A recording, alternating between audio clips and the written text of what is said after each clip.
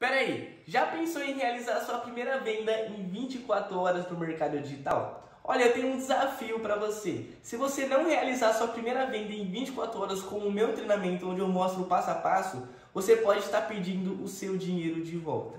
E por apenas de R$19,90 você pode ter esse método passo a passo e aplicar já para você conseguir realizar sua primeira venda em 24 horas. Então toque no botão e vem pra turma, porque tem lives todos os dias também. Eu quero entender direito esse conceito de que quem cria demanda é o Estado. Porque o que eu escuto é que o livre mercado vai criar demanda e o povo vai decidir o que quer e tal, o cara vai criar. Como assim o Estado cria uma demanda? Mas são em obras muito grandes, em setores estratégicos, é isso? Uma das coisas que... Sabe o que é mais interessante dessa história de que é o setor privado que gera demanda? É que ninguém me prova isso. Isso aqui não é uma prova, por exemplo? Oi? Isso aqui não é uma prova? Só que isso aqui funciona por quê? Porque tem esse microfone aqui. Esse microfone ele é feito em larga escala na China. Ou em qualquer outro lugar do mundo. Tudo isso daqui, tudo isso que permite que isso aqui exista é feito em grande escala. Sim. E essa grande escala, por exemplo, não é feita, por exemplo, sem crédito. Né? Sem crédito em larga escala. E esse crédito não é o setor privado que concede, muitas vezes. Né? Não é quem dá essa liquidez para a economia não é o setor privado, por exemplo. Mas é ele que determina que as pessoas querem ouvir podcast.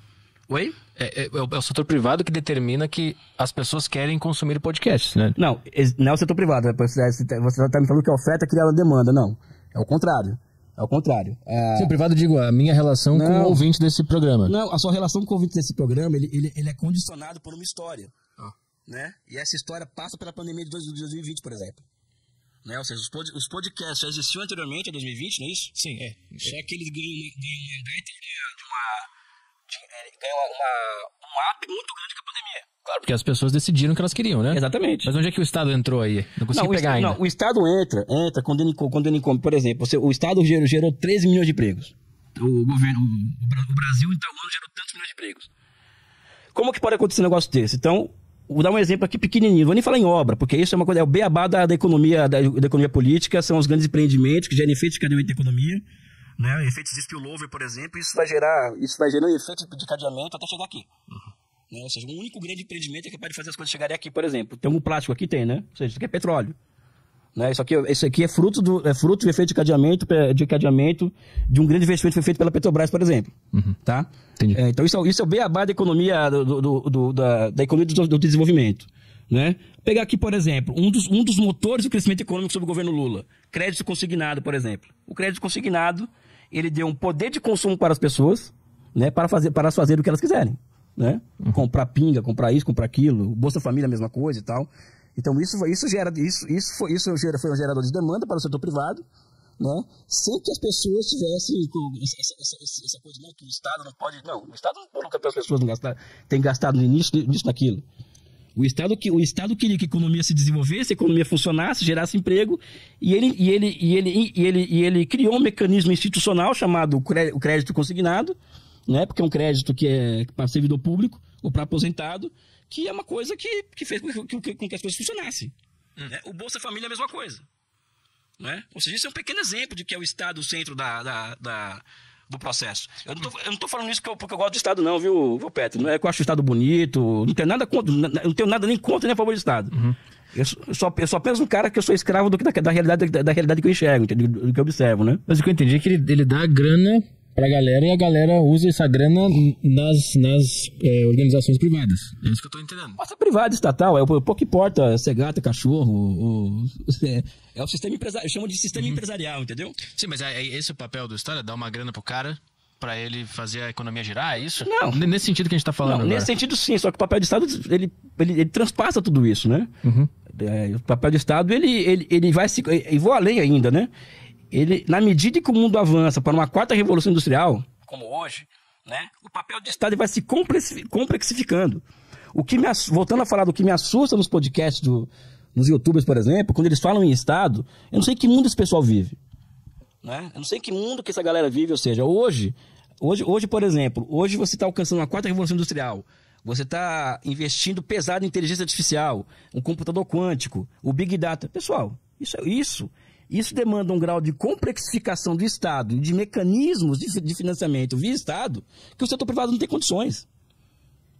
Né? Ou seja, é outro beabá também. Todas as grandes invenções, todas as grandes inovações tecnológicas nos países capitalistas centrais são obra de financiamento do Estado. O celular é uma coisa, internet, não tem setor privado. O Steve Jobs, por exemplo, não foi um gênio qualquer. Nossa, ele foi um empreendedor. Não, ele foi um empreendedor sim, tá? Só que com alguns bilhões de dólares do Estado financiando as pesquisas dele. E que é o papel do Estado esse mesmo.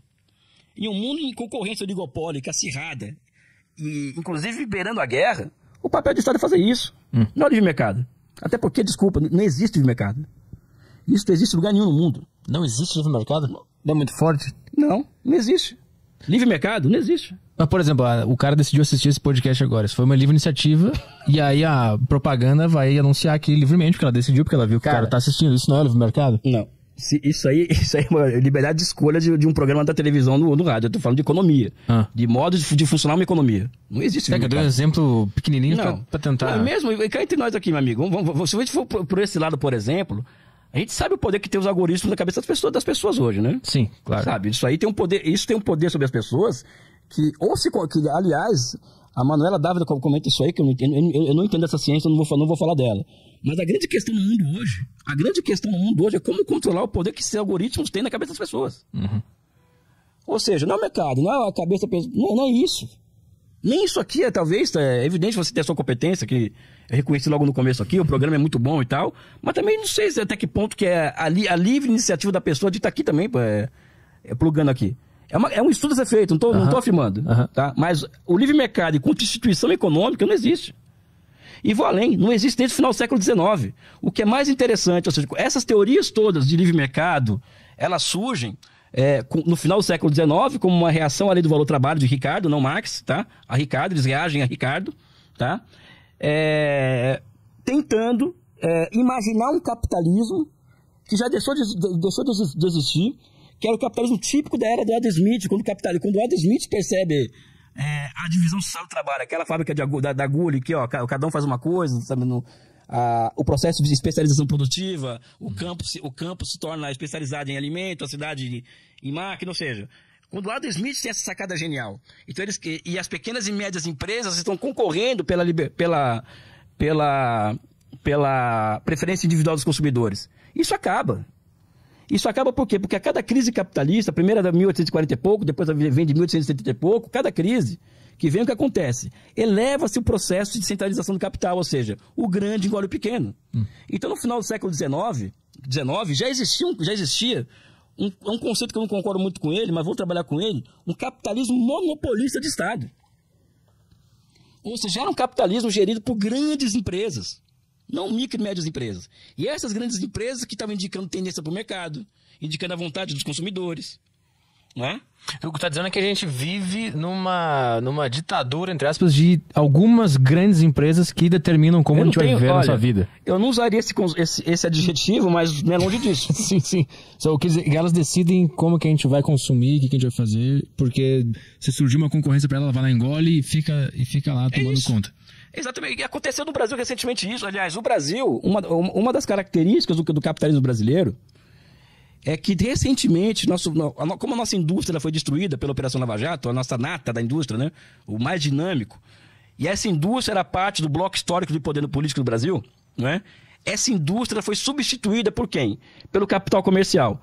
Qual que é o grande símbolo do capital comercial brasileiro? O do velho da Havan. Né? É um capital comercial que depende de mão de obra ultra barata para sobreviver e tal, é super lucro, né? E eles ocupam o que a indústria, essas empreiteiras e Petrobras, etc. Eles ocupavam em nível de poder político, né? Porque não tem separação entre Estado e mercado, né? Em poder político. Esses caras passaram a fazer parte do bloco histórico do poder do Brasil. Elias, o que é esse bloco histórico? É quem manda no Brasil. Agronegócio, banco e capitalismo comercial, que são essas Velha da Havan, Magazine Luiza, toda essa indústria de serviços não qualificado. O que ocorre no Brasil entre 16 e até o ano passado? Um processo intenso de centralização da produção, de fusões e aquisições no setor capitalista comercial. Tanto é que você perceber que está acabando essas lojas de 99 por aí. Está acabando. O que tem hoje? Aquelas lojas imensas do Velho da Havan, aquelas lojas imensas do Magazine Luiza, entendeu? Ou seja, porque o Brasil passou por um processo imenso de centralização e concentração de capital nessa área, por exemplo. E isso também explica o superlucro dos empresários nos últimos anos, apesar da fome estar campeando no Brasil. Então, livre mercado, primeiro que eu tenho desconfiança se já existiu. Desconfio. Eu não tenho acúmulo intelectual ainda para afirmar se existiu ou não. Tem gente que já tem, eu não tenho ainda, eu confesso aqui. Mas pelo menos desde o final do século XIX, falar em livre mercado, ou Estado mínimo, se a gente falar isso na Alemanha, nos Estados Unidos, assim, quando eu falo nos Estados Unidos, eu falo quem manda, as universidades, né? Chega pro Trump, por exemplo, se quiser que você acredita numa coisa dessa, livre mercado, não acredita. Ele pode até falar, não acredita. Tanto não acredita que ele impôs o quê? Um embargo comercial para a China, um embargo tecnológico para a China. Já que tem que ser livre mercado, não tem, por que a China não pode ter acesso à tecnologia de semicondutores, por exemplo? Ele fortaleceu a indústria interna dele. Exato, mas o que eles fazem, todo mundo faz. Todo mundo faz, menos a gente. Eu acho que existe uma confusão, né, entre esses setores estratégicos que vão transformar a nação numa potência e a nossa vida cotidiana. Eu acho que existe muita confusão nessa discussão toda, pelo que eu vejo de todos os lados conversando, porque ninguém define direito do que está falando. Você está falando do nosso dia a dia, do cotidiano, como a gente vai consumir, onde vai comprar, ou você está falando de setores estratégicos do Estado, né? Não sei se tu vê essa confusão também. Eu falo para meus alunos o seguinte, o meu sonho é formar economistas do desenvolvimento, quando eu estou dando aula. O que é um economista do desenvolvimento? É aquele cara, aquele homem ou aquela mulher que tem diante dele o seguinte, olha, o mundo funciona assim, ó, o capitalismo, o socialismo, qualquer modo de produção, aquilo que ele está vivendo naquela época histórica dele, ele funciona saltando de um ponto de desequilíbrio para outro ponto de desequilíbrio. Tá? Não existe equilíbrio, outra coisa que não existe é equilíbrio. Tá? Então o processo de desenvolvimento é saltar de um ponto de desequilíbrio a outro. O economista do desenvolvimento, ele é o cara o homem ou a mulher que se apropria da parada, ou seja, olha, saquei como funciona a coisa. E ao sacar como funciona o processo, eu vou ter condições de prever qual que é o próximo ponto de desequilíbrio e quais são as inovações institucionais que eu tenho que construir para que eu tenha condições de dar um salto para o outro ponto de desequilíbrio e assim por diante. Por que eu estou dizendo isso aí para responder a sua pergunta? É porque o dia que nós tivemos uma massa de cientistas sociais, economistas e engenheiros com essa capacidade que eu estou falando para vocês, a vida das pessoas no Tabué está muito melhor. Porque se o Brasil quando o Brasil tiver, por exemplo, com desemprego de 4%, né, com amplas parcelas da sua população trabalhando para o setor industrial ou para serviços tecnológicos, né, a vida das pessoas vai melhorar consideravelmente. E isso, goste ou não goste, é o Estado. É o que eu falo pra você, não faço juízo de valor. Eu não gosto, não acho feio, comigo não tem isso. Preto, branco, bonito, feio. Eu analiso as coisas em nível de processo histórico.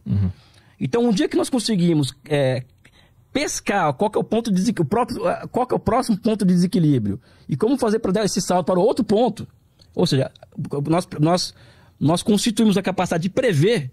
Antes de cair, tu já dá o salto, né? Exatamente. Você vai viver, e quem vai criar isso é o Estado. Essa capacidade de pensar, de formar homens e mulheres com essa capacidade, não é o setor privado, é o Estado. É a universidade pública que vai formar isso daí, que é o que forma.